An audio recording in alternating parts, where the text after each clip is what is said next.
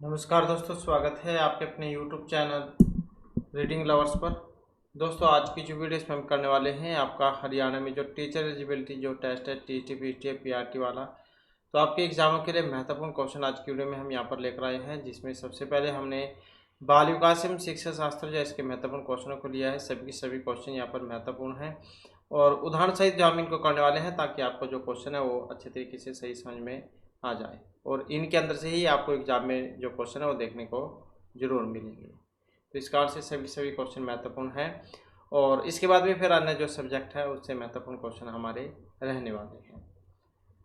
तो जिसमें हमारा पहला क्वेश्चन है, जिन पियाजे ने अपने संज्ञानात्मक विकास के सिद्धांत में संज्ञानात्मक जो संरचना इसको किस रूप में वर्णित किया था। जिन पियाजे ने संज्ञानात्मक विकास के सिद्धांत में, ये इनका सिद्धांत है संज्ञानात्मक विकास का सिद्धांत। तो विकास का समीपस्थ क्षेत्र, स्कीमा या मनोबंध, मनोवैज्ञानिक उपकरण या उद्दीपक अनुक्रिया संबंध। तो कौन सा था यहाँ पर इसमें? तो इसमें जो है ऑप्शन बी को इसमें माना गया था। तो स्कीमा मतलब मनोबंध, इसको माना गया था। जैसे एक छोटा बच्चा है, पहली बार एक कुत्ते को देखता है, उसकी चार टांगे और फिर उसके जो पूंछ जो है उसको देखता है, चार टांगे हैं, कान है, पूंछ, ऐसे देखता है वो। और जिन पियाजे के अनुसार बच्चा अपने मन में कुत्ता स्कीमा विकसित कर लेता है। अगली बार जब वह किसी अन्य चार टांगों वाले मतलब फर वाले पूंछ वाले जानवर को देखता है, तो उससे नई जानकारी को अपने मौजूदा कुत्ता स्कीमा में शामिल कर लेता है। कि धीरे धीरे जैसे जैसा बच्चा विभिन्न प्रकार के कुत्तों को देखता है, उसका कुत्ता स्कीमा और अधिगम परिष्कृत होता जाता है, जिससे विभिन्न नस्ल, आकार और स्वभाव की जानकारी शामिल हो जाती है। तो मनोबंध भी स्कीमा के समान ही होता है, जो मानसिक संगठन ज्ञान की संरचना को दिखाता है। जैसे आपसे किसने कह दिया कि जो जैसी गायें होती है ऐसी नील गायें होती हैं, और आप खेत में चले गए या जंगल में घूमने चले गए, वहाँ पर आपने रोज जो है नील गाय उसको देखा, तब आपको याद आ गई कि हमने वहाँ पर उस व्यक्ति के द्वारा सुना था या देखा था कि जैसे गाय होती है वैसे ही नील गाय होती है। तो सेम कंडीशन यहाँ पर भी है। कुत्ते के उसने देखा था, फिर आगे अलग अलग नस्लों के कुत्तों को देखा तो उसको याद आ गया। तो ये सारी जायज़ स्कीमा के अंतर्गत मानी गई है। अगला क्वेश्चन आ जाता है, जन्म से किशोरावस्था तक बच्चों में विकास किस क्रम में होता है। तो ये क्रम कौन सा है? मूर्त संवेदक, अमूर्त, अमूर्त, मूर्त संवेदक। तो जन्म से किशोरावस्था तक का जो क्रम है वो कौन से वाला है? क्रम की बात करें तो यहाँ पर ऑप्शन आएगा सी वाला, संवेदक, मूर्त और अमूर्त। जिन पियाजे जो इन्होंने विकास की चार अवस्था मानी थी, सबसे पहले इंद्रिय जनित गामक अवस्था थी 0 से 2 साल वाली। फिर पूर्व से क्रियात्मक अवस्था थी 2 से 7 साल वाली। फिर मूर्त से क्रियात्मक अवस्था थी 7 से 11 वाली। और फिर अमूर्त या औपचारिक से क्रियात्मक अवस्था थी 11 से आगे की। तो इस प्रकार का क्रम है ये, संवेदक, मूर्त, अमूर्त, ये वाला। तो सी जा इसका सी आंसर यहाँ पर हो जाएगा। अब ये इन्हीं के बारे में है, यहाँ पर चार चरण इन्होंने बताए थे। सबसे पहले संवेदक गामक अवस्था थी, इंद्रजनित गामक अवस्था भी इसको कह देते हैं, जन्म से 2 साल की होती है ये।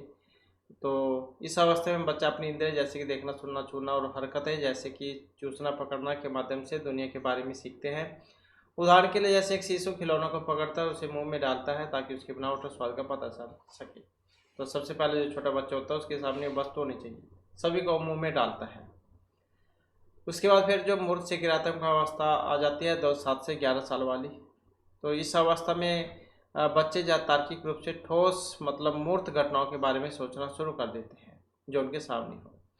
तो वे संरक्षण मतलब कंजर्वेशन की अवधारणा को समझने लगते हैं। जैसे एक लंबे पतले गिलास में उतना ही पानी होता है जितना कि एक छोटे गिलास में। उदाहरण के लिए एक बच्चा समझता है कि यदि मिट्टी के एक गोले को चपटा कर दिया जाए तो भी उसमें मिट्टी की मात्रा उतनी ही रहेगी। अमूर्त से क्रियात्मक अवस्था की बात करें तो 11 और इससे आगे की होती है। इस अवस्था में बच्चे अमूर्त रूप से सोचने में सक्षम हो जाते हैं, यानी वे उन चीज़ों के बारे में भी सोचना शुरू कर देते हैं, सोच सकते हैं कि जो वास्तविक या फिर मूर्त नहीं है, जो मतलब उनके सामने ना हो। वे परिकल्पनाएं बना सकते हैं और उनका परीक्षण भी कर सकते हैं। जैसे कि एक किशोर यदि तो अनेक प्रकार की समस्याओं को हल कर सकता है, तो न्याय, स्वतंत्रता और नैतिकता जैसे अमूर्त विचारों पर विचार कर सकता है।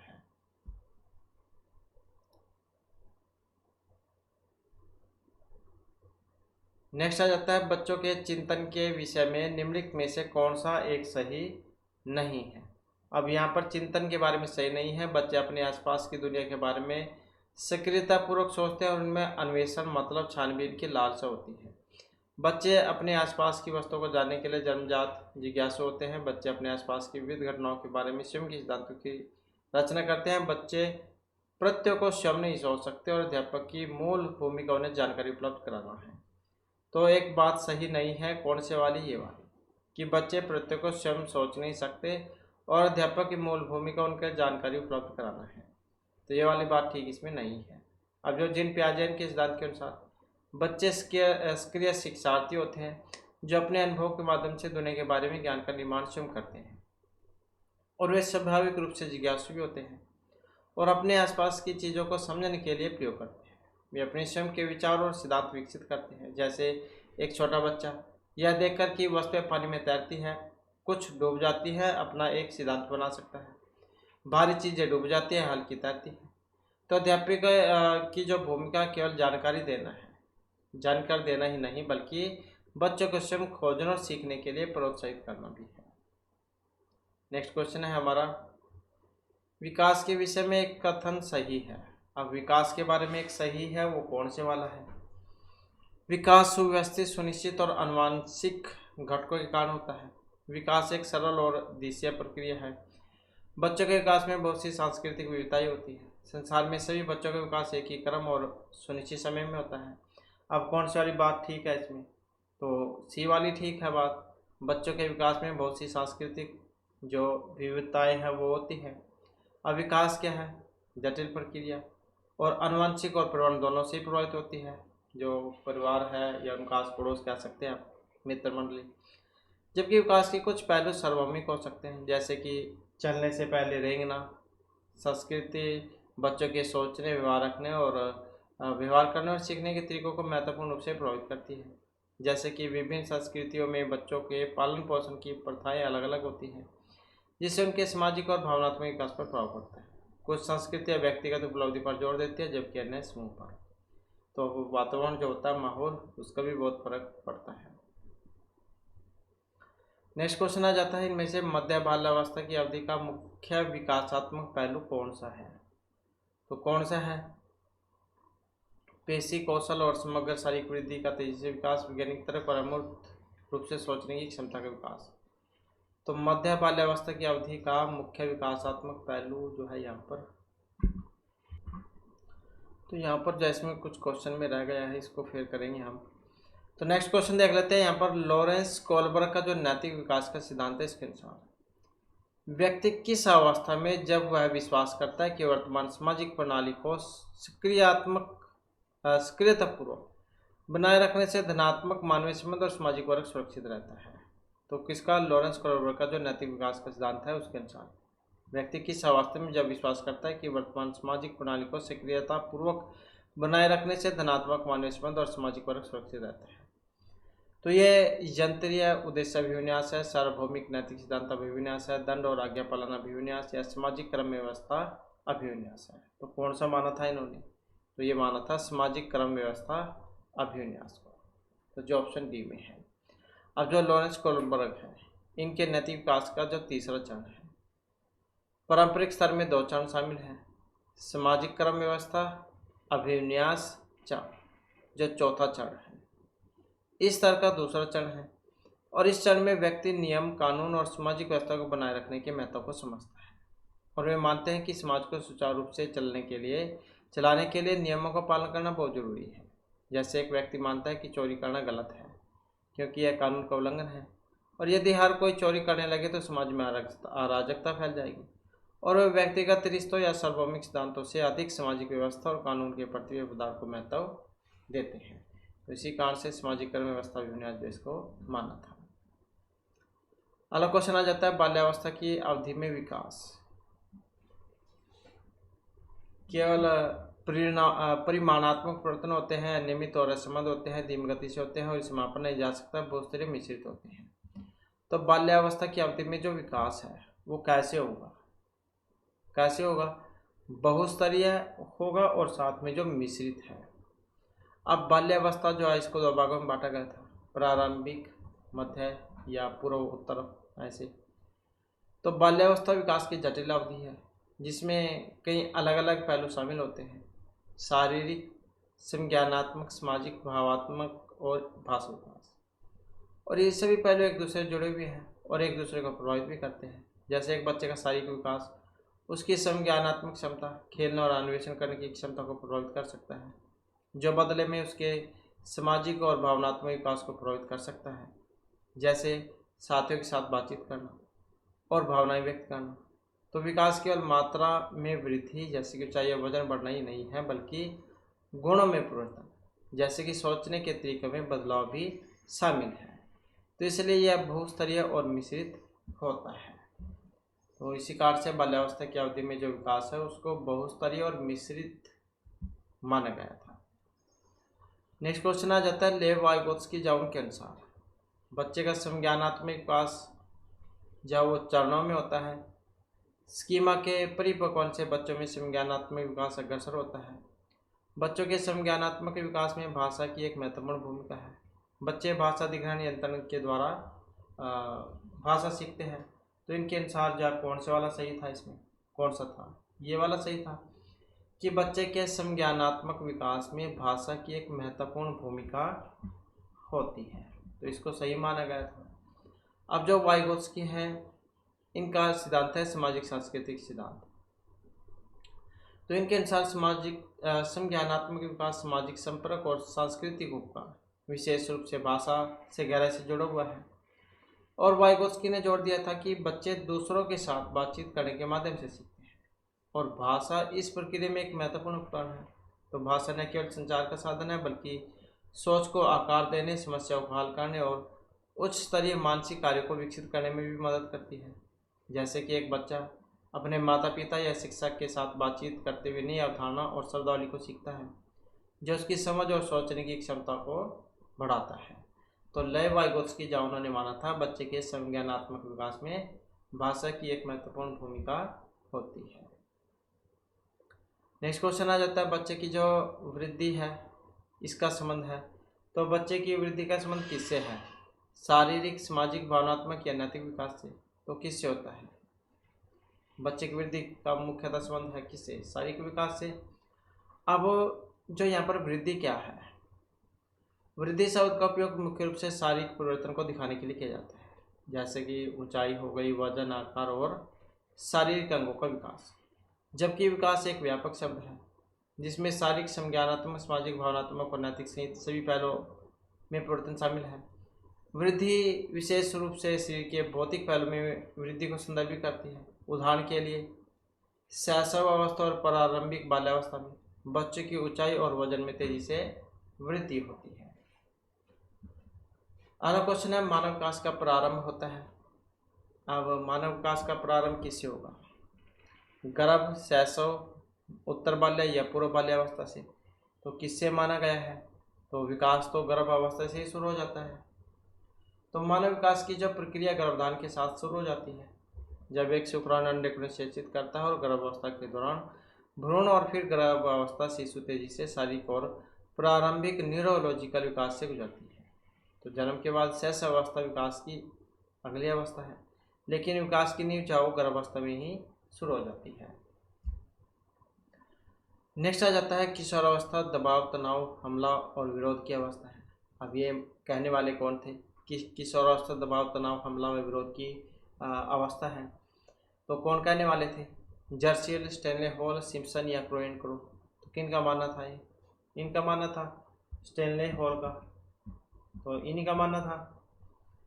अब अमेरिका के मनोवैज्ञानिक है जी स्टेनले हॉल, इन्होंने किशोरावस्था को दबाव, तनाव, हमला और विरोध की जो अवस्था इसके रूप में दिखाया था और उन्होंने इस अवधि को तीव्र शारीरिक, भावनात्मक और सामाजिक परिवर्तनों की विशेषता बताने वाले एक अशांत और तूफानी समय के रूप में देखा था। उनके अनुसार किशोर अपनी पहचान स्थापित करने, सामाजिक अपेक्षाओं का सामना करने और शारीरिक परिवर्तन से जूझते हैं, जिससे उनमें तनाव, दबाव और कभी कभी विद्रोही व्यवहार देखने को मिलता है। तो ये थे स्टेनले हॉल, इनके अनुसार था कि किशोरावस्था तनाव, दबाव और हमले और विरोध की अवस्था है।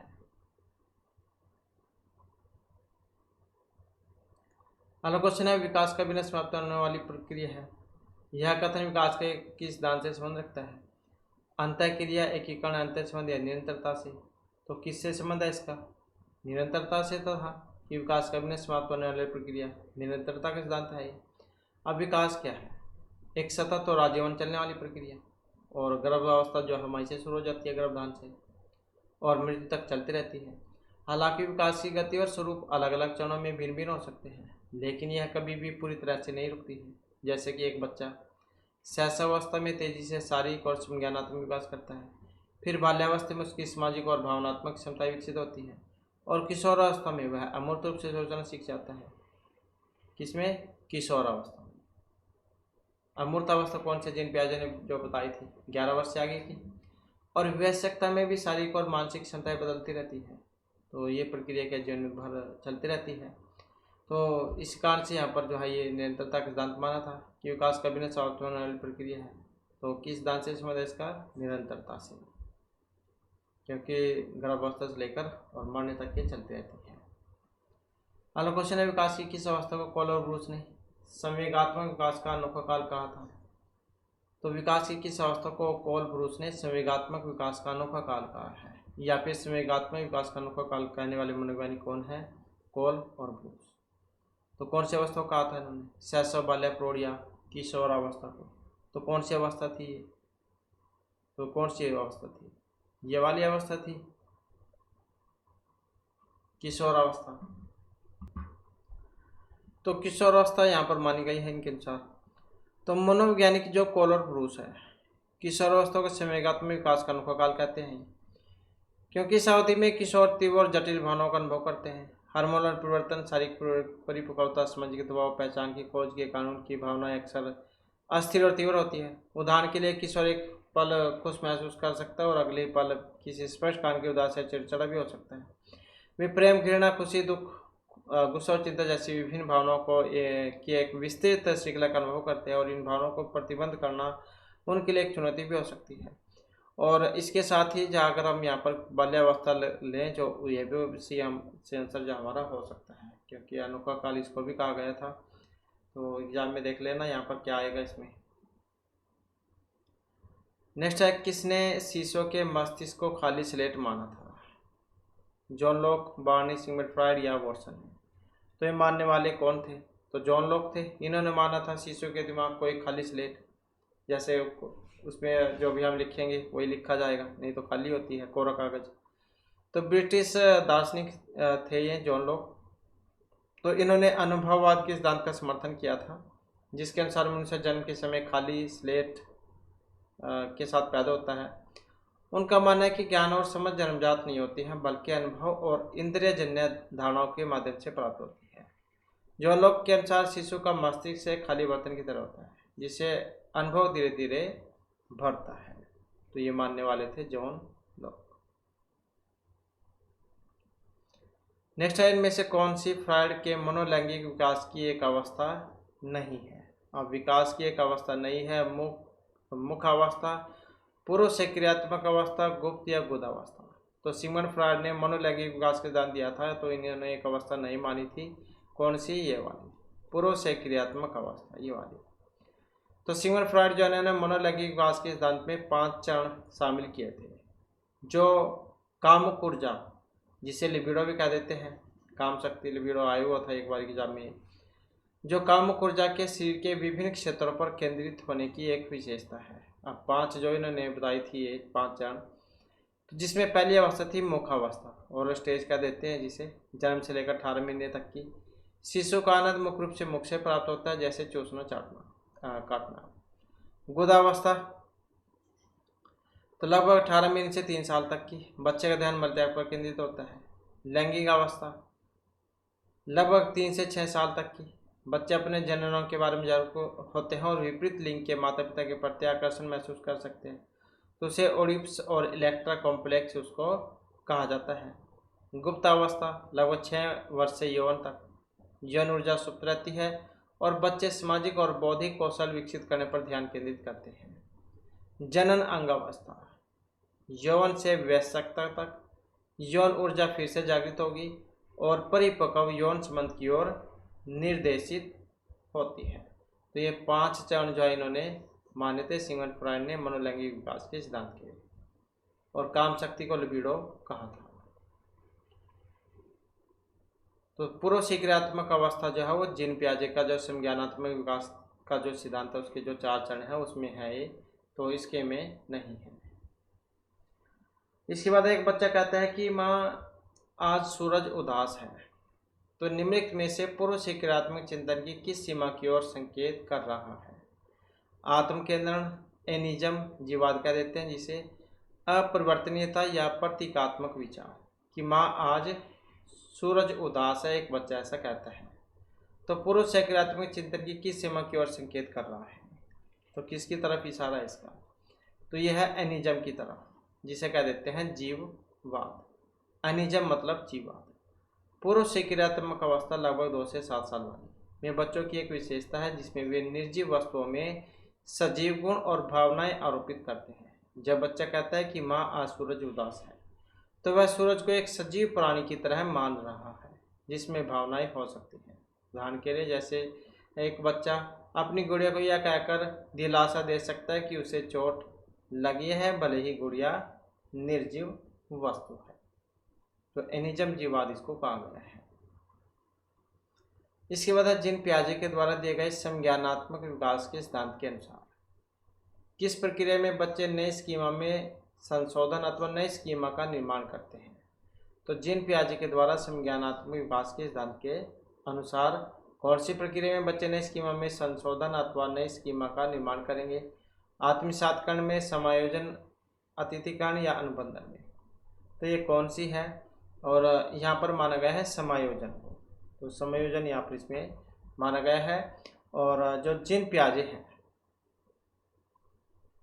जीन पियाजे के संज्ञानात्मक विकास के सिद्धांत में मुख्य प्रक्रियाएं शामिल हैं। कितनी? दो मुख्य प्रक्रियाएं शामिल हैं जिनके माध्यम से बच्चे अपनी स्कीमा, मानसिक संरचना को बदलते हैं। अब ये थी आत्मसातीकरण और समायोजन। अब आत्मसातीकरण क्या है? एक ऐसी प्रक्रिया जिसमें बच्चे नई जानकारी अनुभव को अपने मौजूदा स्कीमा में फिट करते हैं। उदाहरण के लिए एक बच्चा जिसने केवल छोटे कुत्ते को देखा है, एक बड़े कुत्ते को देखकर उसे भी वह कुत्ता ही कहेगा, क्योंकि वह नई जानकारी को अपने मौजूदा कुत्ता स्कीमा में आत्मसात कर रहा है। छोटा बच्चा देखा था तो बड़ा होकर भी ऐसी बनेगा। समायोजन, ये भी एक ऐसी प्रक्रिया है जिसमें बच्चे नई जानकारी या अनुभव के जवाब में अपने मौजूदा स्कीमा को बदलते हैं या एक नया स्कीमा बनाते हैं। जब बच्चा बड़े कुत्ते को देखता है तो उसे पता चलता है कि यह छोटे कुत्ते से अलग है, तो वह अपने कुत्ते मतलब स्कीमा को समायोजित कर सकता है या बड़ा कुत्ता के लिए एक नई स्कीमा बना सकता है। तो यह जो क्वेश्चन है इसमें स्कीमा में नए स्कीमा में शोधन या नए स्कीमा के निर्माण की बात हो रही है, जो यहाँ पर समायोजन कहलाएगा। अगला क्वेश्चन है, इनमें से किसने सर्वप्रथम नैतिक विकास का सिद्धांत दिया था? तो नैतिक विकास का सिद्धांत जीन पियाजे, कोहलबर्ग, गिलिगन या एक भी इनमें से नहीं है। तो सर्वप्रथम नैतिक विकास का सिद्धांत देने वाले थे कौन? जीन पियाजे, ऑप्शन ए वाले। जीन पियाजे ने नैतिक विकास का सिद्धांत सबसे पहले प्रस्तावित किया था। अगर आ जाता है एग्जाम में नैतिक विकास सिद्धांत सबसे पहले किसने दिया था? जीन पियाजे ने। उन्होंने बच्चे के नैतिक तर्क का अध्ययन किया और यह निष्कर्ष निकाला कि नैतिक विकास संज्ञानात्मक विकास के समानांतर चरणों में होता है। लॉरेंस कोहलबर्ग ने बाद में जीन पियाजे के काम पर विस्तार किया और नैतिक विकास का अपना अधिक विस्तृत सिद्धांत प्रस्तुत किया। कैरोल गिलिगन ने कोहलबर्ग के सिद्धांत की आलोचना की और एक अलग देखभाल की नैतिकता परिप्रेक्ष्य प्रस्तावित किया। तो इसलिए नैतिक विकास का सर्वप्रथम जो सिद्धांत और जीन पियाजे ने दिया था, उसके बाद में फिर लॉरेंस कोहलबर्ग और उसके बाद में कैरोल गिलिगन। नेक्स्ट हमारा क्वेश्चन है, एक पूर्व सक्रियात्मक स्तर के बच्चे को वह प्रवृत्ति जिसमें वह किसी परिस्थिति के सिर्फ एक पहलू पर ध्यान देता है और अन्य पहलुओं की उपेक्षा करता है, जीन पियाजे ने इसको कहा था। तो पूर्व सक्रियात्मक स्तर के बच्चे को वह प्रवृत्ति जिसमें वह किसी परिस्थिति को सिर्फ एक पहलू पर ध्यान देगा और अन्य पहलुओं की उपेक्षा करेगा। तो इसे संरक्षण, केंद्रीकरण, क्रमबद्धता या अनुकूलन क्या कहा था इसे, और इसको कहा गया था केंद्रीकरण। अब जो केंद्रीकरण है मतलब सेंट्रेशन, जो पूर्व से क्रियात्मक अवस्था 2 से 7 साल वाली, इसमें बच्चों की एक विशेषता है जिसमें वे किसी समस्या या स्थिति में केवल एक सबसे विशिष्ट पहलू पर ध्यान केंद्रित करते हैं और अन्य प्रासंगिक पहलुओं को अनदेखा करते हैं। जैसे कि यदि एक बच्चे को 2 गिलास दिखाए जाए तो एक लंबा पतला और दूसरा छोटा चौड़ा, तो दोनों में समान मात्रा में पानी हो तो पूर्व से क्रियात्मक बच्चा लंबे पतले गिलास को अधिक पानी वाला मान सकता है, क्योंकि वह केवल ऊंचाई पर ध्यान केंद्रित कर रहा है, चौड़ाई को अनदेखा कर रहा है। तो ये हो जाएगी पूर्व से क्रियात्मक अवस्था। अगला क्वेश्चन है हमारा, वर्ग समूहन की योग्यता का विकास होता है। अब वर्ग समूहन की विशेषता का विकास संवेदी गामक अवस्था के दौरान, पूर्व से क्रियात्मक, मूर्त या औपचारिक से क्रियात्मक जो अवस्था इसके दौरान होता है। तो वर्ग समूहन की योग्यता का विकास कैसे होगा, तो ये होगा मूर्त से क्रियात्मक अवस्था के दौरान। अब जो वर्ग समूह है इसकी योग्यता मूर्त से क्रियात्मक अवस्था लगभग 7 से 11 वर्ष वाली, इसके दौरान विकसित होगा और इस क्षमता में वस्तुओं को विभिन्न सेट और उपसेट में व्यवस्थित करने और उनके बीच के संबंधों को समझने की क्षमता शामिल है। उदाहरण के लिए यदि एक बच्चे को 8 लाल फूल 4 पीले फूल दिखाए जाए और पूछा जाए कि क्या अधिक फूल है, लाल फूल अधिक फूल है या लाल, तो मूर्त से क्रियात्मक अवस्था का बच्चा समझ जाएगा कि अधिक फूल कौन से हैं, क्योंकि लाल फूल फूलों के बड़े वर्ग का एक उपसेट है। तो पूर्व से क्रियात्मक बच्चे अक्सर इस प्रश्न का उत्तर लाल फूल देंगे, क्योंकि वे केवल लाल फूलों पर ध्यान केंद्रित करेंगे। तो ये मूर्त से क्रियात्मक अवस्था के दौरान की बात है। इसके बाद है दृष्टि से हटने के बाद मस्तिष्क से गायब हो जाना। जिन प्याजे के विकास की कौन सी अवस्था को ये दिखाता है, कौन सी की उपयुक्त व्याख्या है, दृष्टि से हटने के बाद मस्तिष्क से गायब हो जाना। जिन प्याजे की कौन सी विकास की अवस्था का बारे में है ये, आरंभिक संवेदीगामक अवस्था, आरंभिक पूर्व से क्रियात्मक, आरंभिक किशोर या किशोर अवस्था। तो कौन सी की बात है यहाँ पर ये, तो यह है आरंभिक संवेदीगामक जो अवस्था होती है। अब जो वस्तु स्थायित्व है इसकी अवधारणा या समझ की वस्तुएं तब भी मौजूद रहती है जब वे दिखाई नहीं देती। संवेदीगामक अवस्था के दौरान धीरे धीरे विकसित होती है और आरंभिक संवेदीगामक अवस्था में यदि कोई वस्तु पहले की दृष्टि से ओझल हो जाती है तो बच्चा मानता है कि वह वस्तु अब मौजूद नहीं है। दृष्टि से हटने के बाद मस्तिष्क से गायब हो जाना, उदाहरण, यदि आप एक छोटे शिशु के सामने एक खिलौना दिखाते हैं और फिर उसे रख देते हैं तो आरंभिक अवस्था का शिशु उसे खोजने की कोशिश नहीं करेगा, क्योंकि उसके लिए खिलौना अब अस्तित्व में नहीं है। अगला क्वेश्चन आ जाता है, इनमें से कौन सा ब्रूनर की संज्ञानात्मक विकास की एक अवस्था नहीं है। अब वो कौन सी है, ब्रूनर की संज्ञानात्मक विकास की एक अवस्था नहीं है। एनिक अवस्था क्रियात्मक, प्रतिबिंबात्मक या संकेतात्मक अवस्था। तो ब्रूनर की संज्ञानात्मक विकास की एक अवस्था नहीं है, वो कौन से वाली है, तो ये वाली प्रतिबिंबात्मक अवस्था। अब जो ये इनका नाम है जेरोम ब्रूनर, तो इन्होंने क्या है संज्ञानात्मक विकास सिद्धांत में 3 अवस्थाएं बताई थी जिसके माध्यम से बच्चे दुनिया को समझते हैं और ज्ञान का निर्माण करते हैं। कौन कौन सी बताई थी इन्होंने, एनिक अवस्था बतलाई थी। तो ये जो अवस्था है इसमें बच्चे क्रियाओं के माध्यम से दुनिया के बारे में सीखते हैं।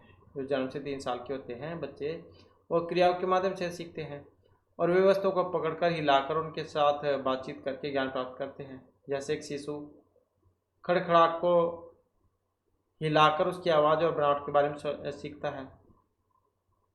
छोटे बच्चे को दिए जाते हैं झुंझुने, उसका ध्यान चल जाता है उसकी तरफ। प्रतिबिंबात्मक अवस्था हो गई। इस अवस्था की जो अवधि 3 से 8 वर्ष की है। बच्चे मानसिक छवि या फिर दृश्यों के माध्यम से दुनिया का प्रतिनिधित्व करते हैं और बिना सीधा क्रिया किए चीज़ों की कल्पना कर सकते हैं। जैसे एक बच्चा एक खिलौने की मानसिक छवि बनाकर उसे याद कर सकता है। संकेतात्मक अवस्था, तो इस अवस्था में बच्चे भाषा, गणित और अन्य प्रतीकात्मक प्रणाली का उपयोग करके अमूर्त रूप से सोचने और दुनिया का प्रतिनिधित्व करने में सक्षम होते हैं, जो 8 वर्ष से आगे की है। जैसे एक बच्चा गणितीय समीकरणों का उपयोग करके समस्याओं को हल कर सकता है या शब्दों का उपयोग करके जटिल विचारों को व्यक्त कर सकता है।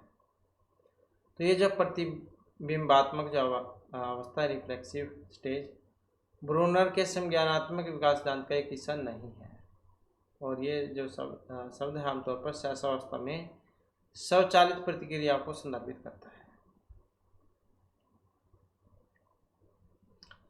इसके बाद आ जाता है वाइगोत्स्की के अनुसार वह बच्चा जिन कार्यों को अपने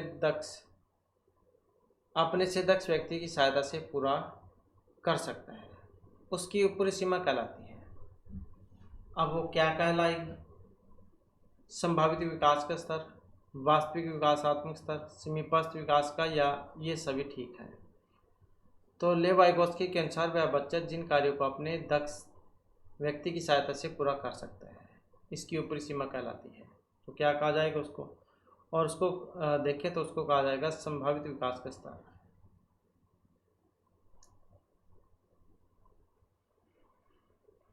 तो ये जो लेव वाइगोत्स्की जो है इन्होंने समीपस्थ विकास का क्षेत्र क्या उदाहरण थी, सॉरी ये जो ऑप्शन सी वाला है समीपस्थ विकास का क्षेत्र, तो इसको माना था इन्होंने।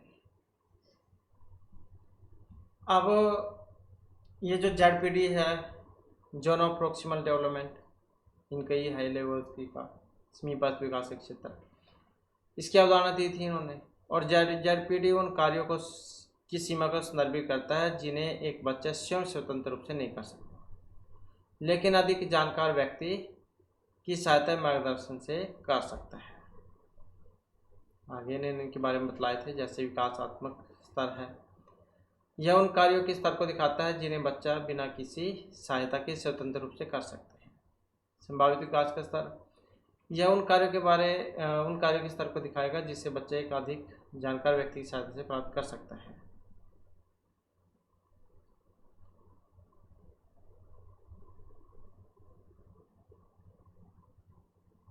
इसके बाद है इनमें से कौन सा एडलर के द्वारा दिए गए व्यक्तित्व विकास का एक प्रकार नहीं है। अब एडलर द्वारा दिया गया विकास का स्तर नहीं है, प्रकार नहीं है।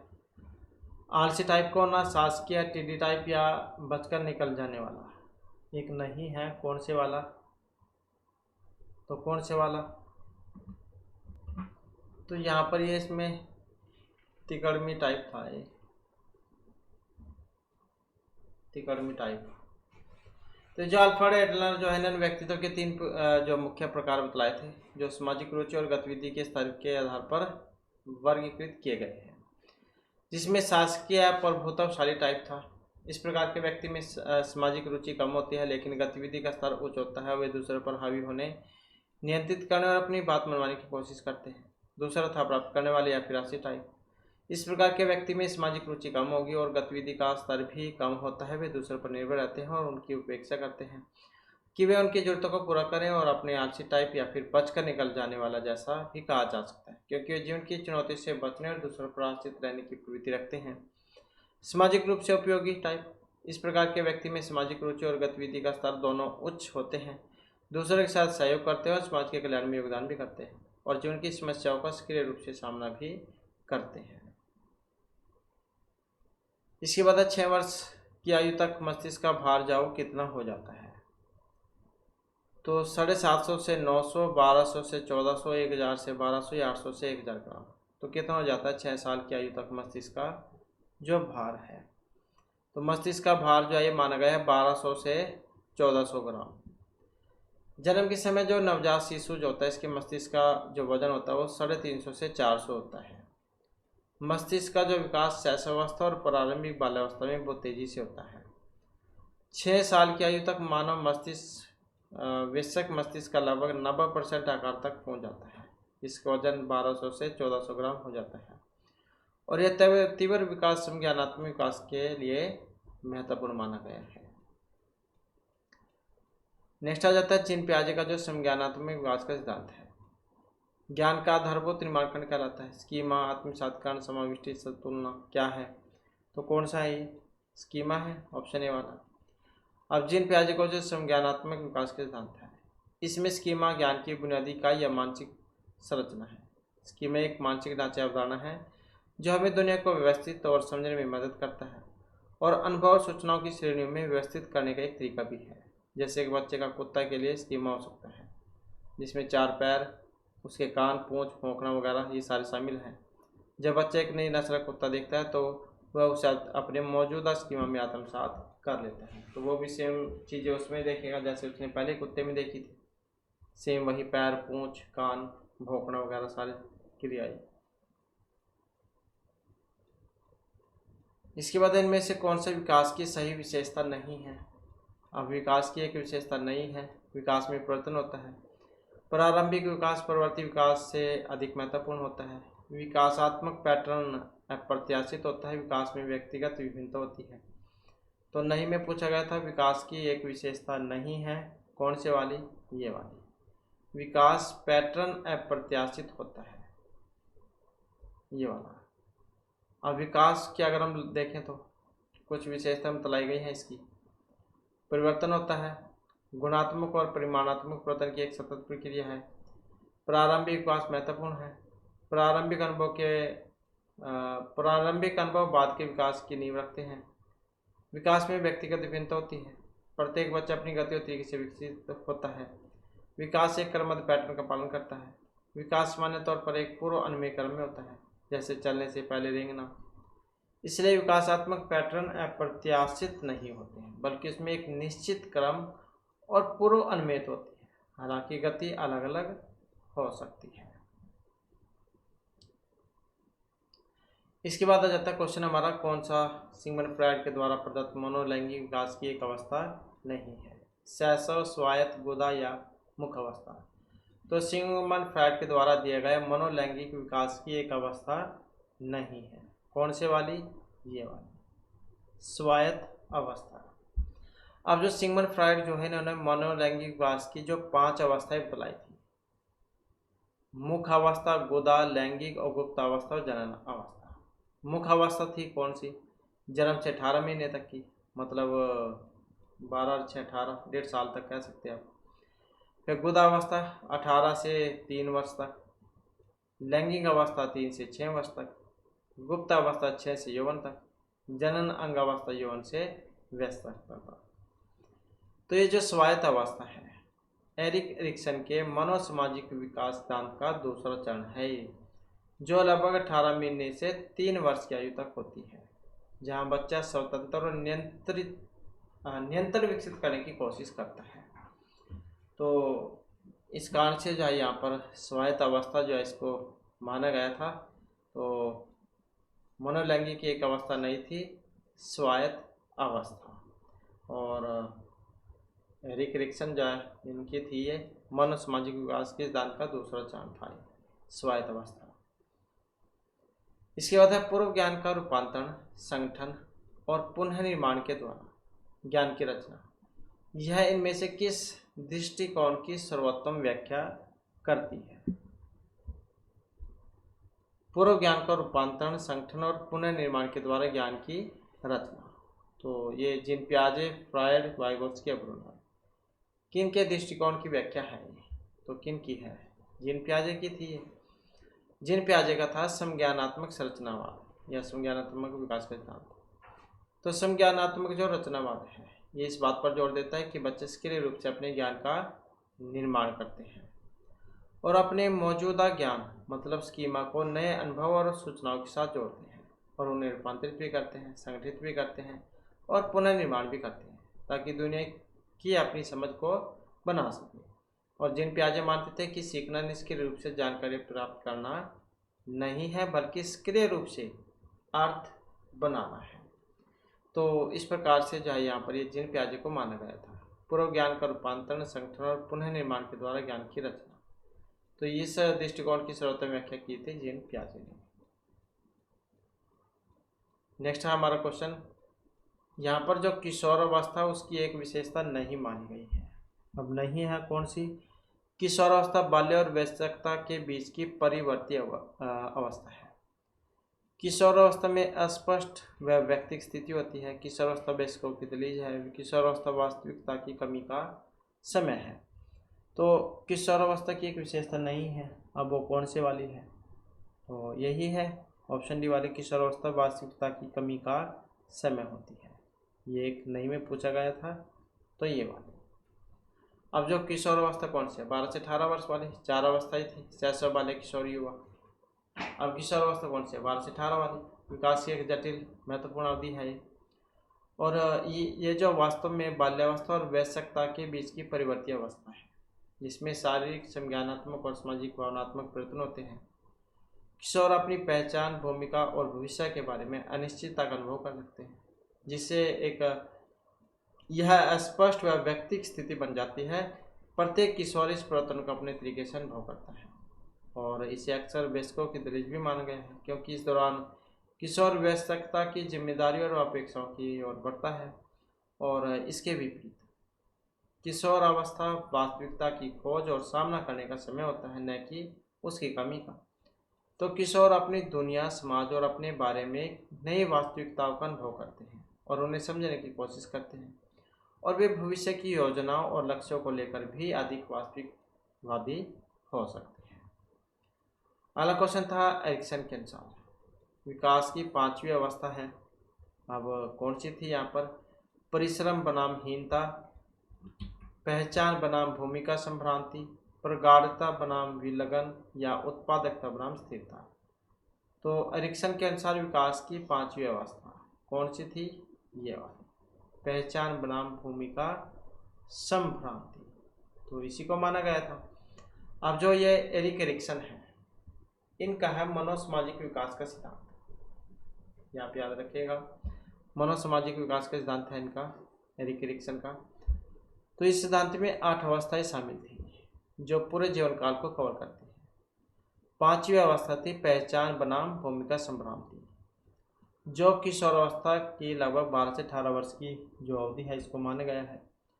और इस अवस्था के दौरान किशोर यह पता लगाने की कोशिश करता है कि वे कौन है, उसकी पहचान क्या है, समाज में उसकी भूमिका क्या है। यदि वे अपनी पहचान को सफलतापूर्वक खोज लेते हैं तो उनमें आत्मविश्वास और दिशा की भावना विकसित होती है, और यदि वे ऐसा करने में विफल रहते हैं तो उनमें भूमिका संभ्रांति पैदा हो सकती है, मतलब अपनी पहचान और समाज में अपनी जगह के बारे में भ्रम, तो ये पैदा हो सकते हैं। तो इस कारण से जो यहाँ पर ऑप्शन बी जो इसको माना गया था, पहचान बनाम भूमिका संभ्रांति। तो ये थी एरिक एरिक्सन की 5वीं अवस्था। अगला क्वेश्चन है, इनमें से किशोर अवस्था की विशेषता नहीं है। अब जो किशोर अवस्था उसकी एक विशेषता नहीं है, वो कौन से वाली है? संवेग अवस्था, विरोधी मानसिक व्यवसाय या तीव्र शारीरिक बदलाव। एक विशेषता नहीं है किशोर अवस्था की, कौन से वाली? तो ये वाली, व्यवसायी बनने की चिंता। किशोर अवस्था कौन सी है? 12 से 18 वर्ष की। अब संवेगात्मक अस्थिरता, मतलब हार्मोनल परिवर्तन और सामाजिक दबाव के कारण किशोर में भावनाओं का उतार चढ़ाव अधिक होता है। विरोधी मानसिक दिशाएं, किशोर अक्सर विरोधाभासी विचार और भावनाओं का अनुभव करते हैं, जैसे स्वतंत्रता की इच्छा और माता पिता पर निर्भर होना। तीव्र शारीरिक बदलाव, इस अवस्था में शारीरिक विकास तेजी से होगा, जिसमें ऊंचाई, वजन और यौन परिपक्वता शामिल है। व्यवसाय बनने की चिंता, आमतौर पर किशोर अवस्था की एक प्रमुख विशेषता नहीं है। भविष्य के कैरियर के बारे में विचार शुरू हो सकते हैं, लेकिन यह मुख्य रूप से वयस्कता की चिंता है। तो किशोर अवस्था में पहचान, सामाजिक संबंध और शिक्षा जैसे अन्य मुद्दे अधिक महत्वपूर्ण होते हैं। तो इस कारण से व्यवसाय बनने की चिंता ये इसमें नहीं आई। इसके बाद आ जाता है हमारा बालक के शरीर में होने वाले लैंगिक परिवर्तन। विकास की कौन सी अवस्था में दिखाई देना प्रारंभ हो जाते हैं लैंगिक परिवर्तन? पूर्व मध्य वय है, संधिकाल या प्रसव पूर्व किशोरावस्था में। तो कौन सी अवस्था में शुरू होंगे? इसमें हो जाएंगे प्रसव पूर्व, सॉरी ये जो ऑप्शन डी है वय संधिकाल, तो इसी में होंगे, वय संधिकाल में। अब जब एक बच्चे का शरीर यौन रूप से परिपक्व शुरू होना हो जाता है, तो यह आमतौर पर लड़कियों में लगभग 8 से 13 वर्ष की आयु के बीच और लड़कों में 9 से 14 वर्ष की आयु के बीच शुरू होंगे। और इस दौरान प्राथमिक और द्वितीय यौन विशेषताओं का विकास होगा, जैसे कि आवाज में बदलाव, शरीर में बाल उगना, लड़के में मासिक धर्म की शुरुआत, लैंगिक परिवर्तन वह संधि काल की एक प्रमुख विशेषता है जो कि किशोरावस्था की शुरुआत का प्रतीक मानी गई है। तो वह संधि काल जो है इसमें माना गया है, जिसमें लैंगिक परिवर्तन विकास की अवस्था मानी गई है। इसके बाद है कौन सा मनोविश्लेषणवादी मनोविज्ञान का समर्थन नहीं है। मनोविश्लेषणवादी मनोविज्ञान का एक समर्थक नहीं है। Sigmund Freud, Maslow, Rogers, Adler, complex. कौन से थे? तो ये थे मैस्लो। अब जो मनोविश्लेषणवादी है, मनोविश्लेषणवादी मनोविज्ञान, सिगमंड फ्रायड द्वारा स्थापित किया गया था। बाद में कार्ल जंग, अल्फ्रेड एडलर और अन्य जैसे विचारकों के द्वारा विकसित किया गया। तो यह चेतन मन प्रारंभिक बचपन के अनुभव और मानसिक संघर्षों पर केंद्रित है। तो समर्थन नहीं था यहाँ पर, नहीं में है ये। तो यही हो जाएगा इसमें सिगमंड फ्रायड। तो ये ठीक था मैस्लो, क्योंकि अन्य ने इसका समर्थन किया था, तो इन्होंने नहीं किया था। तो मनोविश्लेषणवादी मनोविज्ञान के समर्थक नहीं थे यहाँ पर मैस्लो।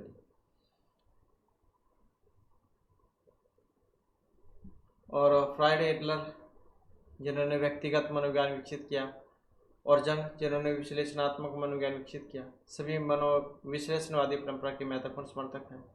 अब्राहम मैस्लो और कार्ल रोजर्स मानवतावादी मनोविज्ञान के प्रमुख समर्थक हैं, जो व्यक्तिगत विकास, आत्म साक्षात्कार और स्वतंत्र इच्छा पर जोर देते हैं।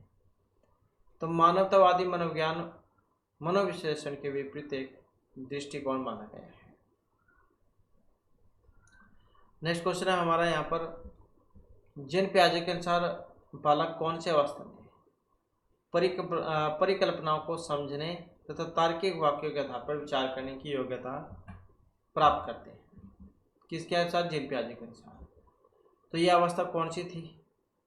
तो यही थी 11 से 15 वाली, परिकल्पनाओं को समझना, तार्किक वाक्यों के आधार पर विचार करना। तो ये 11 से 15 की अवस्था है, और औपचारिक से क्रियात्मक अवस्था होती है। तो जीन पियाजे के संज्ञानात्मक विकास के सिद्धांत के अनुसार औपचारिक से क्रियात्मक अवस्था लगभग 11 वर्ष की आयु से शुरू हो जाती है और वयस्क तक रहती है। तो इस अवस्था में किशोर अमूर्त रूप से सोचने, परिकल्पना बनाने, उनका परीक्षण करने और तार्किक वाक्यों के आधार पर विचार करने की क्षमता विकसित कर लेते हैं। वे यदि तो प्रकार की समस्याओं को हल कर सकते हैं और संभावित परिणाम पर विचार कर सकते हैं, मतलब समस्याओं को हल करना सीख जाते हैं। इसके बाद है परिपक्वता।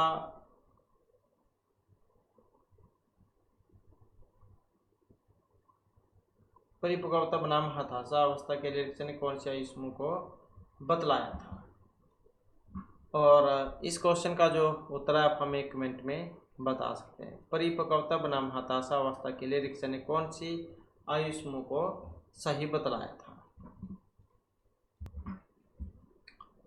इसके बाद में नेक्स्ट आ जाता है, यहाँ पर विकास का एक सही सिद्धांत नहीं है। अब कौन सा है? सात्य, व्यक्ति की भिन्नता, पैटर्न, विशिष्ट सामान्य प्रतिक्रियाओं की कार्रवाई का सिद्धांत। तो कौन सा एक सिद्धांत यहाँ पर नहीं माना गया है? तो कौन सा? ये वाला, विशेष से सामान्य प्रतिक्रियाओं की कार्रवाई का सिद्धांत। अब सात्य का सिद्धांत है जैसे विकास एक सतत और आजीवन चलने वाली प्रक्रिया है। व्यक्ति की भिन्नता का सिद्धांत, प्रत्येक व्यक्ति विकास की गति और स्वरूप से अलग अलग होता है।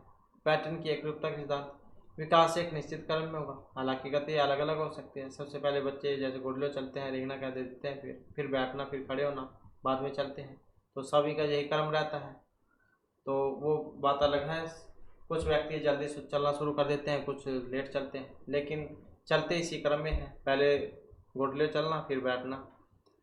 तो विकास सामान्य से विशिष्ट प्रक्रियाओं की ओर बढ़ता है, न कि विशेष से सामान्य की ओर। उदाहरण के लिए एक शिशु पहले अपने पूरे हाथ से किसी वस्तु को पकड़ता है, फिर धीरे धीरे उंगलियां और अंगूठे का उपयोग करके अधिक विशिष्ट पकड़ को विकसित करता है। नेक्स्ट क्वेश्चन है, विकास की किस अवस्था में समान लिंग के साथ हाव मतलब मित्र विकास होता है? ये कौन सी अवस्था है यहाँ पर? और ये कौन सी अवस्था है? तो इसमें जो है ये 10 से 12 वर्ष वाली माना गया था, जब बच्चे समान लिंग के साथियों के साथ मजबूत दोस्ती और समूह बनाना शुरू कर देते हैं, उत्तर बाल्यावस्था। तो इस अवस्था में सामाजिक संबंध महत्वपूर्ण हो जाते हैं और बच्चे अपने लिंग के अन्य बच्चों के साथ पहचान और समानता की भावना विकसित करते हैं। वे समान रुचि और गतिविधियों को साझा करते हैं और समूह के मानदंडों और अपेक्षाओं को सीखते हैं।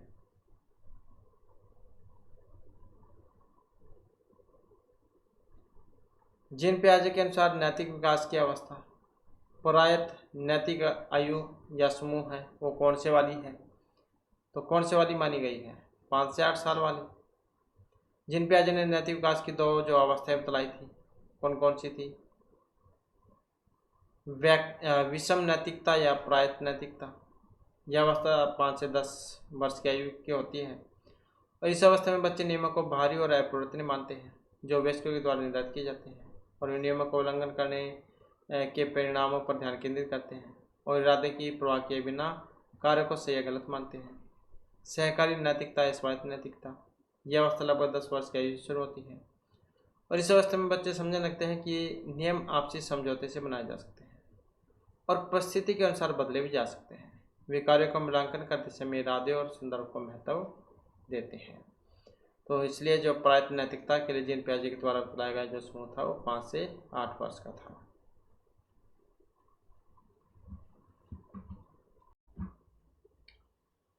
इसके बाद भी हमारे फिर यहाँ पर जो आपके हिंदी ग्रामर जो इसके महत्वपूर्ण जो क्वेश्चन यहाँ जाते हैं। तो क्वेश्चन है 8 कोना, इसमें समास आपने बताना है द्विगु, बहुब्री, द्वंद्व या तत्पुरुष समास। किस समास का यहाँ पर प्रयोग हुआ 8 कोना में? और याद भी आसानी से आप याद रख सकते हैं, 8 कोना मतलब 8 कोने। 8 कोने जिसमें हो अष्टभुज कह देते हैं, जैसे 8 कोने वाली होती है अष्टभुज भी। तो सुर में 8 है, संख्या दी गई है, इसका मतलब यहाँ पर इसमें द्विगु समास है। तो यह इसकी पहचान होती है, सुर में संख्या आपको देखने को मिलेगी। बहुब्री समास जो होता है इसमें अन्य पद प्रधान होता है, जैसे दशानन जहाँ रावण के लिए प्रयोग में आता है, 10 है मुख चिन्ह के अर्थात जो रावण है। द्वंद्व समास होता है, इसमें दोनों ही पद प्रधान होते हैं, च और के द्वारा ये जोड़ा जाता है, राम और कृष्ण ऐसे। और तत्पुरुष जो होता है इसमें जो द्वितीय पद जो है वो प्रधान होता है। तो इस प्रकार से जाए इनकी पहचान होती है। नेक्स्ट आ जाता है हमारा, किस समास का समस्त पद वाक्य में क्रिया विशेषण का काम करता है? तो किस समास का समस्त पद वाक्य में क्रिया विशेषण का काम करेगा? अव्ययभाव, बहुब्री, द्वंद्व या द्विगु समास।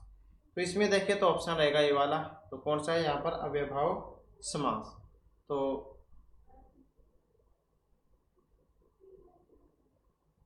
अव्ययभाव समास यहाँ पर हो जाएगा। इसके बाद आ जाता है पुत्र शोक में कौन सा समास है? द्वंद्व, कर्मधारय, अव्ययभाव या फिर तत्पुरुष समास। पुत्र शोक में, तो पुत्र शोक में पुत्र के लिए शोक, तो इसका मतलब है इसमें चतुर्थी जो है तत्पुरुष समास हुआ है, जो ऑप्शन डी में यहाँ पर दिया गया है। नेक्स्ट आ जाता है प्रेम सागर, इसमें कौन सा समास है? बहुब्रीहि, तत्पुरुष, द्वंद्व या फिर द्विगु समास। प्रेम सागर, तो इसमें देखें तो प्रेम का सागर मतलब समन तत्पुरुष समास हो जाएगा। इसमें राजपुरुष होता है, जैसे राजा का पुरुष, तो इसी प्रकार से जो ऑप्शन भी इसमें हो जाएगा। अगला क्वेश्चन आ जाता है मतदाता, इसमें भी समास बताना है। यहाँ पर बहुब्रीहि, द्विगु, द्वंद्व या तत्पुरुष की समास का प्रयोग हुआ मतदाता में। तो मत का दाता, मतदाता, तो इसमें देखें तो यहाँ पर भी जसमंत तत्पुरुष समास ही रहेगा, तो जो ऑप्शन डी में यहाँ पर दिया गया है। नेक्स्ट आ जाता है हर रोज, इसमें भी समास बताना है अपने अव्ययभाव, तत्पुरुष, द्वंद्व या फिर बहुब्री समास। हर रोज में कौन सा समास है? तो इसमें अगर हम देखें तो कौन सा होगा? हर रोज। तो अव्ययभाव समास जिसमें शुरू में अव्यय उपसर्ग होता है तो वहीं पर होता है अव्ययभाव समास, और पहला पद इसमें प्रधान होगा और दूसरा पद जो क्या होता है इसमें? संज्ञा। पहला पद अव्यय और दूसरा पद संज्ञा इसमें होता है, और समस्त जो पद है इसमें अव्यय के अर्थ की ही प्रधानता रहती है। हर रोज मतलब प्रत्येक रोज। अगला क्वेश्चन आ जाता है नीति निपुण, इसमें भी यहाँ पर समास ही बताना है, तत्पुरुष, बहुब्री, द्वंद्व या द्विगु। नीति निपुण में, नीति में निपुण, नीति निपुण, तो कौन सा हो जाएगा? सप्तमी तत्पुरुष समास, तो कौन सा हो जाएगा? ऑप्शन ए वाला। नेक्स्ट आ जाता है देशार्पण, यहाँ पर भी समास तत्पुरुष, द्विगु, अव्ययभाव या फिर कर्मधारय समास। किस समास का यहाँ पर प्रयोग हुआ है? देशार्पण। देश के लिए अर्पण, तो इसका मतलब संप्रदान जहाँ समास हो जाएगा इसमें, संप्रदान मतलब चतुर्थी तत्पुरुष समास। तो जो यहाँ पर ऑप्शन ए जो है इसमें दिया गया है। अगला क्वेश्चन आ जाता है यथारुचि। तो यहाँ पर भी समास बताना है, अव्ययभाव तत्पुरुष बहुब्री या फिर द्वंद्व समास। यथारुचि, तो इसमें देखें तो रुचि के अनुसार, सुर में अव्यवसर्ग है तो इसका मतलब अव्ययभाव समास इसमें हो जाएगा, क्योंकि इसकी पहचान यही है, सुर में अव्यवसर्ग आपको देखने को मिलेगा। नेक्स्ट क्वेश्चन रहेगा हमारा भला मानस। इसमें कौन सा समास है भला मानस में?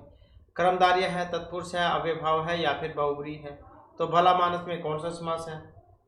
तो भला मानस इसमें अगर हम देखें तो कर्मधारय जो समास उसका प्रयोग यहाँ पर हुआ है कि जिस समासिक शब्द में उत्तर पद प्रधान होगा तो उसे हम कर्मधारय समास कहेंगे, और इसमें पूर्व पद विशेषण और उत्तर पद विशेष्य होता है। नेक्स्ट आ जाता है इनमें से कौन सा कथन पूरी तरह तत्पुरुष समास से संबंधित है? इसमें पूर्व पद प्रधान होगा, पूर्व पद संख्यावाची होगा, उत्तर पद प्रधान होगा और पूर्व पद अव्यय होता है। तो तत्पुरुष में कौन सा होता है? तो इसमें जो है देखें तो जो उत्तर पद है द्वितीय पद भी कह देते हैं, उत्तर भी कह देते हैं, तो वही प्रधान इसमें होता है। तो यही जो इसका आंसर हो जाएगा। तो जिस समासिक शब्द में दूसरे पद की प्रधानता होगी और विभक्ति चिन्ह लुप्त हो जाएंगे।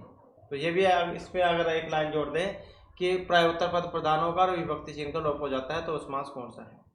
तो विभक्ति चिन्ह का भी लोप हो जाएगा तो तत्पुरुष समास वो होता है।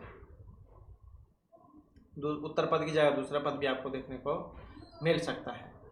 इसके बाद जिस समासिक शब्द में पूर्व पद और उत्तर पद गौण होंगे और कोई तीसरा पद प्रधान होगा तो वह समास कौन सा है? तो जिस समासिक शब्द में पूर्व पद और उत्तर पद गौण और तीसरा पद प्रधान होगा तो वह समास होगा बहुब्री, कर्मधारय, तत्पुरुष या फिर द्वंद्व। तो इसमें अगर हम देखें तो कौन सा है? तो पूर्व पद और उत्तर पद गौण और कोई अन्य ही पद प्रधान होगा। तीसरा पद का अर्थ लिया गया है यहाँ पर, कोई अन्य ही जो पद है वो प्रधान होगा, तो वहाँ पर होगा बहुब्री ही समास। नीलकंठ आ जाता है, जैसे नीलाकंठ जिनका, नीलकंठ किनको कहते हैं? भगवान शिव को कहते हैं। दशानन रावण को कहते हैं। अगला क्वेश्चन आ जाता है हमारा अनुरूप। यहाँ पर भी इसमें समास बताना है, तत्पुरुष, बहुब्री, कर्मधारय, अव्ययभाव, अनुरूप। इसमें भी सुर में अव्ययसर्ग आ गए हैं, तो इसका मतलब कौन सा? इसमें अव्ययभाव जो समास है उसका प्रयोग हुआ है। अनु, आ, प्रति, भर, यथा, यावत, हर, इस प्रकार के जो आपको अव्ययसर्ग देखने को मिल सकते हैं। नेक्स्ट हमारा क्वेश्चन है द्वंद्व समास। द्वंद्व समास में कौन सा पद प्रधान होगा? पूर्व, उत्तर दोनों या कोई सा भी नहीं। तो जैसे कि अभी द्वंद्व समास आया था, इसके बारे में हमने आपको बताया था, राम कृष्ण, राम और कृष्ण, ये वाला जो चिन्ह है योजक चिन्ह, ये आपको देखने को मिलेगा इसमें, या फिर और आपको लगा हुआ देखने को मिलेगा। तो द्वंद्व समास जो होता है इसमें दोनों ही पद की प्रधानता होती है, राम कृष्ण, राम और कृष्ण। अगला क्वेश्चन आ जाता है आमरण में कौन सा समास है? आमरण, मरने तक, उसी का देते हैं। तो कौन सा है इसमें? तत्पुरुष, अव्ययभाव, द्वंद्व या द्विगु। तो सुर में देख सकते हैं यहाँ पर अव्ययसर्ग आ चुका है, तो इसका मतलब यहाँ पर अव्ययभाव जो समास है उसका प्रयोग होगा। आमरण मतलब मरने तक। नेक्स्ट आ जाता है सतसई। किस समास का उदाहरण है ये? तत्पुरुष, कर्मधारय, द्वंद्व या फिर द्विगु का सतसई। तो कौन से का है? सत मतलब सात, ऐसे ही है सत सही। तो सुर में इसमें क्या संख्या आ गई है, तो इसका मतलब कौन सा हो गया? द्विगु समास यहाँ पर हो गया। तो जिस समासिक पद का पूर्व पद संख्यावाची विशेषण हो उसे द्विगु समास कहा जाएगा, और इसमें समूह या फिर समाहार या उसका बोध होता है। जैसे पंचवटी होता है, 5 वटों का समूह मतलब वृक्षों का समूह, समाहार। अगला क्वेश्चन आ जाता है प्रत्यंग। किस समास का उदाहरण है ये? अव्ययभाव, तत्पुरुष, द्विगु या फिर द्वंद्व का प्रत्यंग। तो इसमें देखें तो किसका है ये? और सुर में प्रति आ गया है, प्रति अंग मतलब सुर में अव्ययसर्ग आ गया, तो इसका मतलब है यहाँ पर अव्ययभाव जो समास है उसका प्रयोग हुआ है। जैसे प्रतिदिन है, प्रतिदिन। यथाशक्ति में यथा हो गया, शक्ति के अनुसार, यथा उपसर्ग हो गया। नेक्स्ट क्वेश्चन आ जाता है मृग नयन। यहाँ पर भी समास बताना है, मृग नयन। तो ऐसा कोई व्यक्ति जिसके आंखें जा हिरण के समान होती है। अव्ययभाव, कर्मधारय, द्वंद्व या तत्पुरुष पे कौन सा समास होता है उसमें? तो मृग नयन जो इसमें कौन सा है? कर्मधारय समास। तो जिस समासिक शब्द का उत्तर पद प्रधान हो और पूर्व पद का उत्तर पद में विशेषण विशेष्य का संबंध हो तो वहां पर कर्मधारय समास होता है। नील कमल आता है, जैसे नीला है कमल। नेक्स्ट आ जाता है हमारा क्वेश्चन कला प्रवीण। इसमें भी समास है बहुव्रीहि द्वंद्व तत्पुरुष अव्ययभाव। कला प्रवीण में कौन सा समास है, तो इस कौन सा समास है यहाँ पर, तो यही है ऑप्शन बी वाला, कला में प्रवीण, कला प्रवीण। तो कौन सा हो जाएगा, तत्पुरुष समास हो जाएगा इसमें, सप्तमी तत्पुरुष समास। इसके बाद है राज दरबार। इसमें भी समास है अव्ययभाव तत्पुरुष द्विगु या फिर द्वंद्व। राज दरबार में कौन सा समास है, राज दरबार की बात करें तो इसमें कौन सा है, राज दरबार, राजा का दरबार, तो समंत तत्पुरुष समास हो जाएगा इसमें। तो कौन सा, जो ऑप्शन बी में आया है यहाँ पर। इसके बाद आ जाता है यथासंभव। इसमें कौन सा समास है, तत्पुरुष कर्मधारय बहुव्रीहि या फिर अव्ययभाव समास, यथासंभव। तो कौन सा हो जाएगा इसमें, सूर्य में अव्यय उपसर्ग आ गया तो इसका मतलब क्या हुआ, अव्ययभाव समास हो गया यहाँ पर। इसके बाद है निम्न प्रश्न समास से संबंधित है, सम्मिलित कीजिए एक और दो को। तो इनका मिलान करना है, जैसे विदेश गमन, गिरिधर, देश विदेश, यथाशीघ्र कौन सा समास है इनमें। अब यथाशीघ्र शुरू में अव्यय उपसर्ग आ गया यथा, तो इसका मतलब कौन सा है इसमें, ये वाला है अव्ययभाव समास, ये वाला है इसमें। और गिरिधर, गिरि को धारण करने वाले, पहाड़ किसने उठाया था अपनी उंगली पर, श्री कृष्ण ने उठाया था, तो यही है गिरिधर, गिरि को धारण करने वाले भगवान श्री कृष्ण, ये हो जाएगा इसका। अब यहाँ पर बच गए आपके तत्पुरुष और द्वंद्व। तो देश विदेश, देश और विदेश, तो हमने आपको बताया था ये वाला चिन्ह जो आपको देखने को मिलेगा द्वंद्व समास में, तो ये द्वंद्व समास हो जाएगा। और विदेश गमन, विदेश के लिए गमन या विदेश में गमन, तो ये जो एक बच गया ये वाला हो जाएगा। तो इस प्रकार से जो इनका मिलान यहाँ पर हो जाएगा। तो इस आधार पर आप देख सकते हैं इसमें कौन से वाला हो जाएगा ये। नेक्स्ट आ जाता है निम्न में से कर्मधारय समास का उदाहरण कौन सा है। तो कर्मधारय समास का उदाहरण बताना है, त्रिफला, कामचोर, आजन्म या सहपरिवार, कौन सा है। अब कौन सा है यहाँ पर इसका कर्मधारय का, सहपरिवार, आजन्म, कामचोर, त्रिफला, तो यही हो जाएगा इसमें। यहाँ पर ये इसमें तो द्विगु हो गया, तो यहाँ पर लिख लेते हैं हम प्रिया सखा, प्रिया सखा, ये वाला, तो ये हो जाएगा कर्मधारय समास, प्रिय है जो सखा। कामचोर, इसमें तो तत्पुरुष समास है, आजन्म में अव्ययभाव समास है, सहपरिवार इसमें भी अव्ययभाव समास है, त्रिफला, तीन फल, तीन फलों का समूह द्विगु समास में। इसके बाद है देशभक्ति। इसमें भी समास ही बताना है यहाँ पर, अव्ययभाव तत्पुरुष बहुव्रीहि या फिर द्वंद्व। देशभक्ति, देश के लिए भक्ति, तो कौन सा हो जाएगा यहाँ पर, संप्रदान समास, मतलब चतुर्थी संप्रदान तत्पुरुष समास, यही हो जाएगा इसमें जो ऑप्शन बी में आया है। इसके बाद आ जाता है पंचवटी। पंचवटी में भी समास बताना है।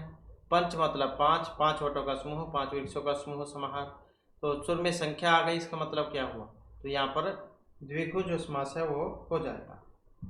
बैलगाड़ी, बैलों की गाड़ी, ऐसी होता है बैलगाड़ी, बैल से चलने वाली गाड़ी, तो कौन सा हो जाएगा यहाँ पर, द्वंद्व, द्विगु, अव्ययभाव या तत्पुरुष, तो तत्पुरुष समास होगा इसमें, तो इसका यही आंसर हो जाएगा ऑप्शन डी वाला, तत्पुरुष समास। इसके बाद है मुंबई में गगनचुंबी इमारतें बहुत हैं, रेखांकित शब्द में समास है। अब यहाँ पर तत्पुरुष, कर्मधारय, द्विगु, अव्ययभाव, तो किस समास का प्रयोग हुआ है यहाँ पर, तो इसमें देखें तो गगनचुंबी में जो है इसमें कौन सा है, गगनचुंबी, आकाश को चूमने वाली, तो आकाश को चूमने वाली में कौन सा होगा यहाँ पर, यही हो जाएगा तत्पुरुष समास। इसके बाद है कौन सा अधिकरण तत्पुरुष समास नहीं है। अब अधिकरण तत्पुरुष समास नहीं है, पुरुषोत्तम, देशाटन, कुलश्रेष्ठ, धर्मराज, अधिकरण नहीं है। अब अधिकरण कौन सा वाला नहीं है, तो ये वाला हो जाएगा धर्मभ्रष्ट, धर्म से भ्रष्ट, क्योंकि इसमें अधिकरण नहीं है। इसमें आप धर्म से भ्रष्ट जो है, इसमें अगर हम देखें तो कर्ण तत्पुरुष समास तृतीय तत्पुरुष समास ये हो जाएगा। और पुरुषोत्तम, पुरुष, देशाटन, इनमें अधिकांश तत्पुरुष समास है।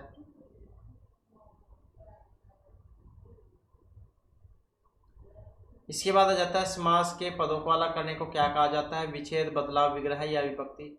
तो समास के पदों को अलग करना क्या कहा जाता है? उसे अलग करने को क्या कहेंगे हम? विग्रह, यही कहा जाता है, ऑप्शन सी वाला।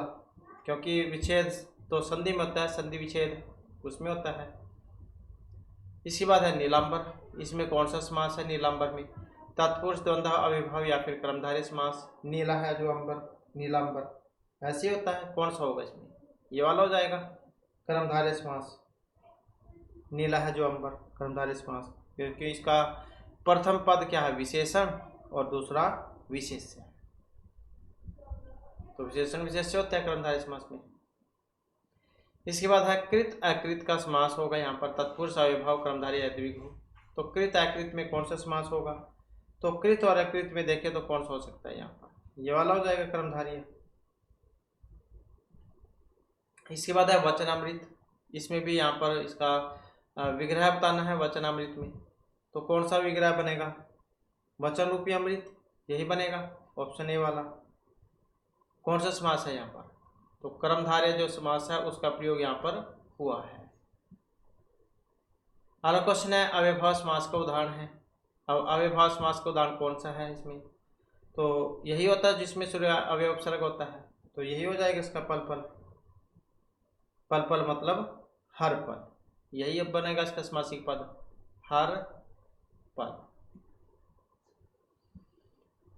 अगला क्वेश्चन है शास्त्र प्रवीण महाविद्यालय में पीताम्बर धारण करके आते हैं।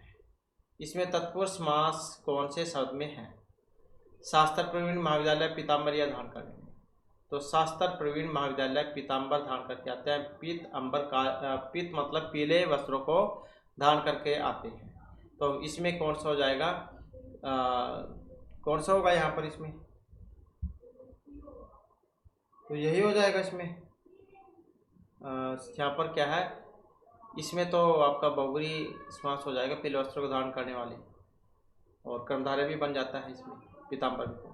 और शास्त्र प्रवीण की बात करें तो शास्त्रों में प्रवीण इसमें है आपका तत्पुरुष समास, क्योंकि इसमें बहुब्री और कर्मधारय है। इसमें शास्त्र में प्रवीण तत्पुरुष समास है, सप्तमी तत्पुरुष समास।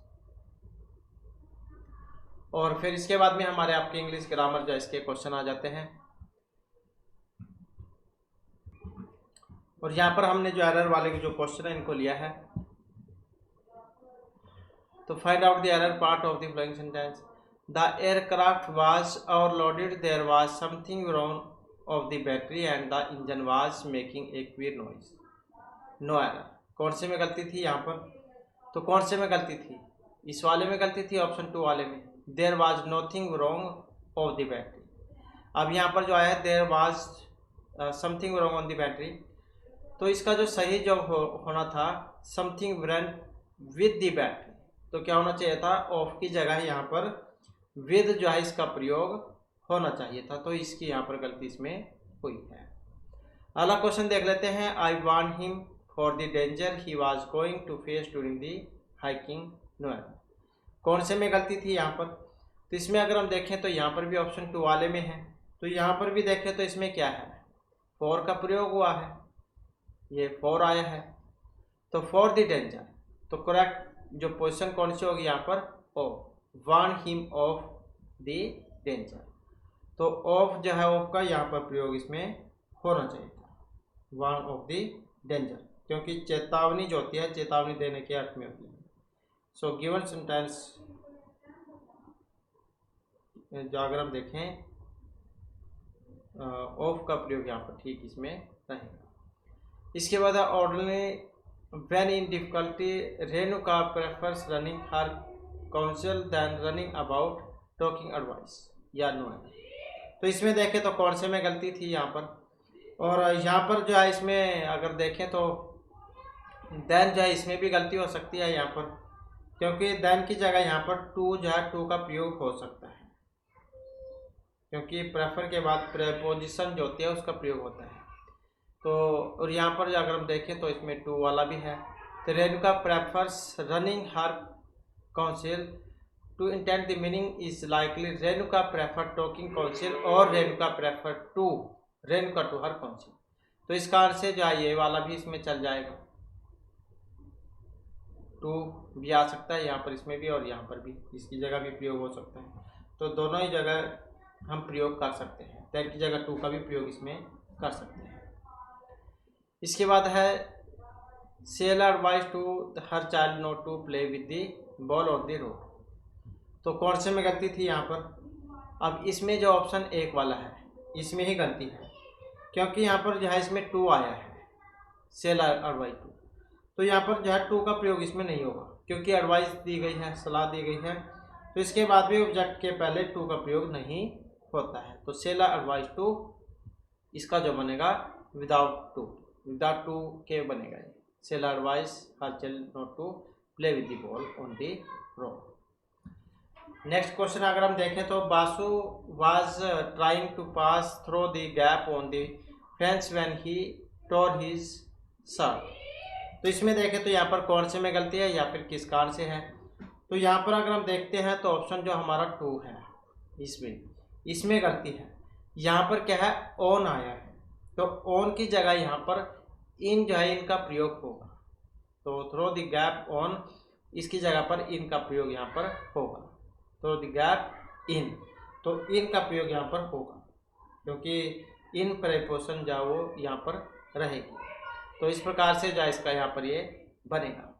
इसके बाद है I have been teaching in this school since several years but have never met such a hopeless class as this no ever. तो यहाँ पर देखें तो कौन से में गलती है, किस कारण से है? तो यहाँ पर जो ऑप्शन जो हमारा टू आया है इसमें गलती है।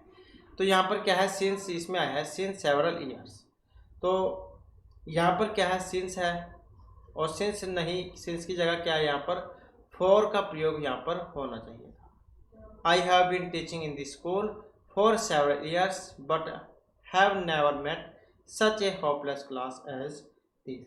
तो सिंस की जगह यहाँ पर फॉर का प्रयोग इसमें होगा, क्योंकि several years period of time है, तो न कि पॉइंट ऑफ टाइम। तो इस कारण से सिंस की जगह यहाँ पर फॉर जो है इसका प्रयोग होगा।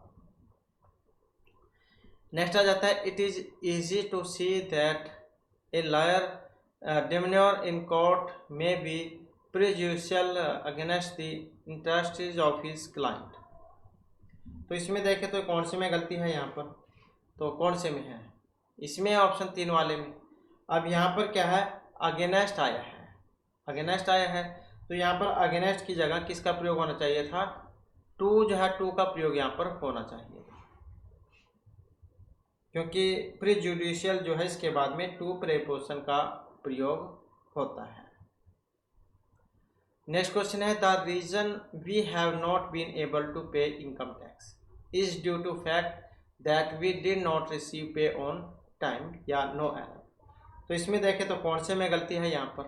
अब कौन से में है? इसमें है ऑप्शन टू वाले में। अब यहाँ पर क्या है, ड्यू टू आया है, ड्यू टू ये वाला, तो ड्यू टू का प्रयोग यहाँ पर नहीं होगा, क्योंकि द रीजन के बाद ड्यू टू, बिकॉज और ओनिंग टू इनका प्रयोग नहीं होता है, जबकि the reason, that, the reason why और दैट का प्रयोग होता है।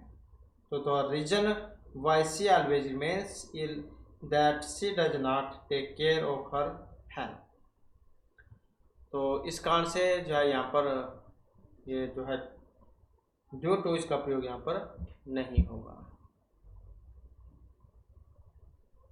नेक्स्ट आ जाता है the police fired all the students when they were attacked by some of them. तो कौन से में गलती है यार, इसका सही या कौन सा बनेगा? तो गलती की बात करें तो यहाँ पर ऑप्शन एक वाले में भी गलती है, क्योंकि यहाँ पर फायर्ड आया है, FIRED ये वाला, तो फायर्ड के बाद यहाँ पर एट जो है इसका प्रयोग होगा, the policeman fired all the ये हो जाएगा, क्योंकि फायर्ड एट ए पर्सन और फायर्ड एट ए थिंग्स इसका प्रयोग होता है।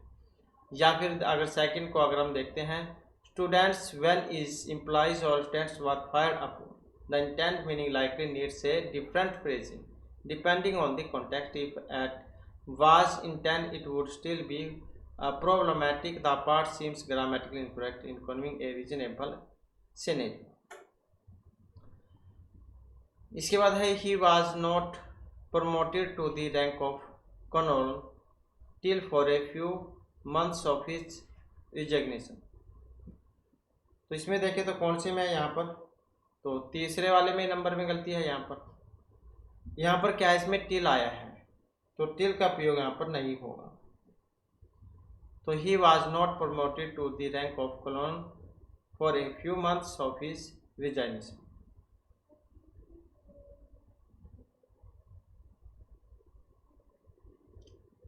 नेक्स्ट है all the players except Sam were present on the field. तो कौन से में गलती है यहाँ पर, तो इसमें देखें तो ऑप्शन 4 वाला जो है इसमें भी गलती है।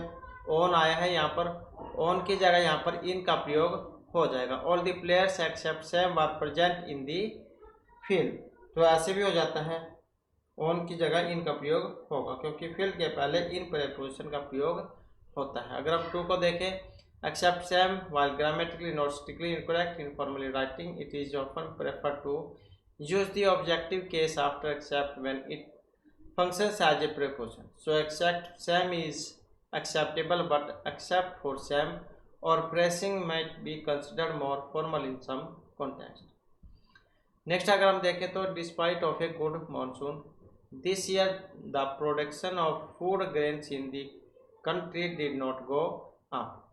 याद नो एरर किस में गलती है यहाँ पर, तो इसी में ही है ऑप्शन 1 वाले में। तो यहाँ पर क्या ऑफ का प्रयोग हुआ है, तो ऑफ का प्रयोग यहाँ पर नहीं होगा क्योंकि ये जो डिस्पाइट जो यहाँ पर आया है ये वाला खुद इंस्पाइट ऑफ का अर्थ रखता है, तो इसलिए डिस्पाइट के बाद ऑफ या इसका प्रयोग नहीं होता है। नेक्स्ट क्वेश्चन आ जाता है हमारा, yesterday while crossing the road he was run out by a truck या नो एरर, किसमें गलती है या फिर नहीं है। तो इसमें अगर हम देखते हैं तो यहाँ पर ऑप्शन जो 4 वाला है इसमें है, तो यहाँ पर क्या है, आउट दिया गया है। आउट की जगह यहाँ पर ओवर का प्रयोग होगा। क्या होगा, ओवर का प्रयोग यहाँ पर रहेगा क्योंकि रन ओवर का मतलब होता है कुचल देना या फिर धक्का देकर गिरा देना, जबकि रन आउट का मतलब है समाप्त हो जाना। तो रन ओवर होता है। yesterday while crossing the road he was run over by a truck, truck के द्वारा धक्का देकर गिरा दिया गया, मतलब कुचल देना या धक्का देकर गिरा देना। तो क्योंकि समाप्त तो नहीं होता, समाप्त तो कोई वस्तु होती है जो खत्म हो जाती है। तो इस प्रकार से जो हमारी क्लास में महत्वपूर्ण क्वेश्चन थे, नेक्स्ट वीडियो होगी इसमें आपके लिए नए जो महत्वपूर्ण क्वेश्चन हम लिख रहे हैं। और हमारे साथ अंत बनाने के लिए धन्यवाद।